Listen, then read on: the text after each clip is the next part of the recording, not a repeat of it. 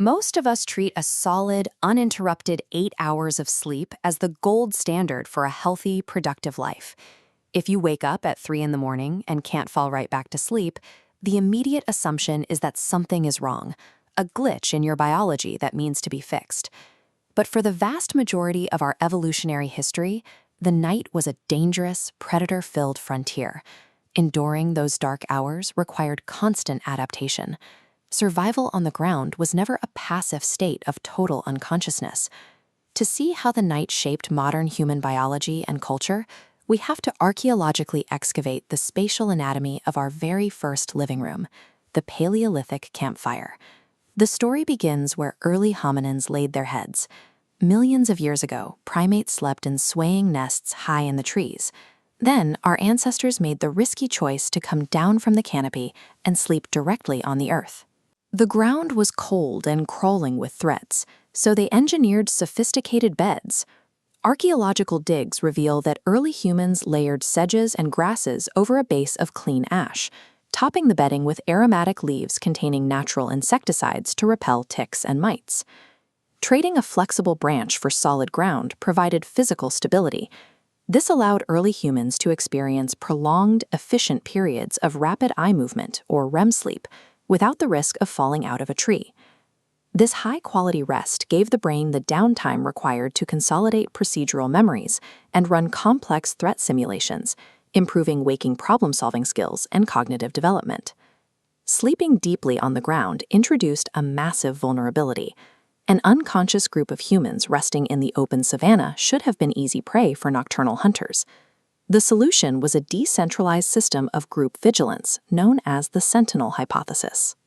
Human sleep naturally evolved to be asynchronous, meaning different numbers of a social group rest at different times. This chart maps out overlapping sleep cycles across different age groups. Notice how chronotypes, our natural preferences for sleep timing, shift over a lifespan. Teenagers naturally skew later, acting as night owls, while older adults naturally skew toward being morning larks. By distributing these waking hours across different generations, a camp maintained constant coverage.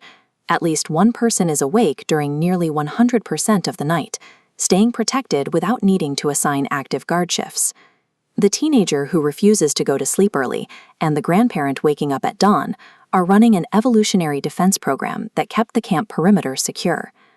Moving inward from the perimeter, we reached the center of the camp. The controlled use of fire provided warmth and safety, and it effectively extended the active day by up to 4 hours. During the day, conversations were focused on economics, coordinating foraging routes and resources. But as anthropologists studying the Zhuangzi Bushmen observed, the evening firelight shifted the focus to abstract storytelling and social bonding. These narratives often centered on people living in distant camps. By sharing stories about members of their extended social network, early humans reinforced virtual communities, the mental records of trust required to trade resources and cooperate across vast regional scales. The hearth was a place of physical industry, too.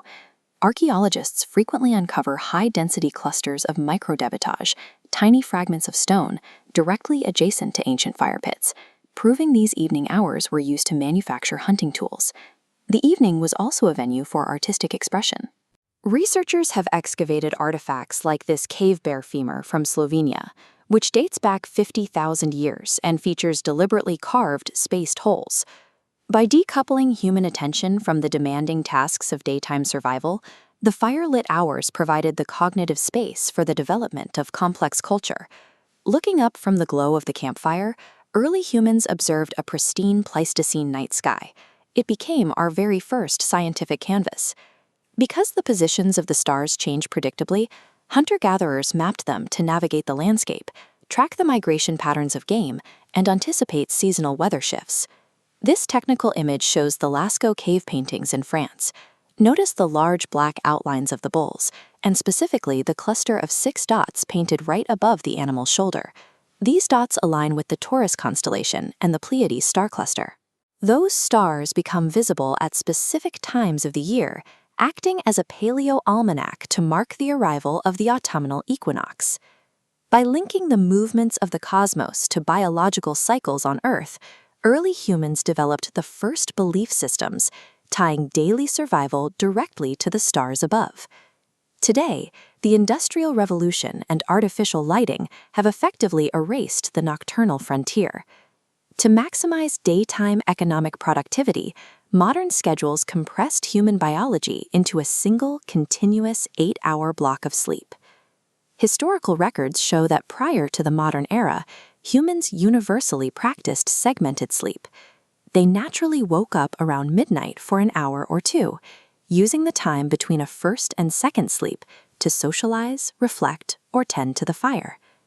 So the next time you find yourself wide awake at 3 in the morning, remember that your body is likely following an ancient rhythm. You are experiencing the ghost of the nocturnal frontier, a persistent biological echo of the social and defensive strategies that once ensured our survival in the dark.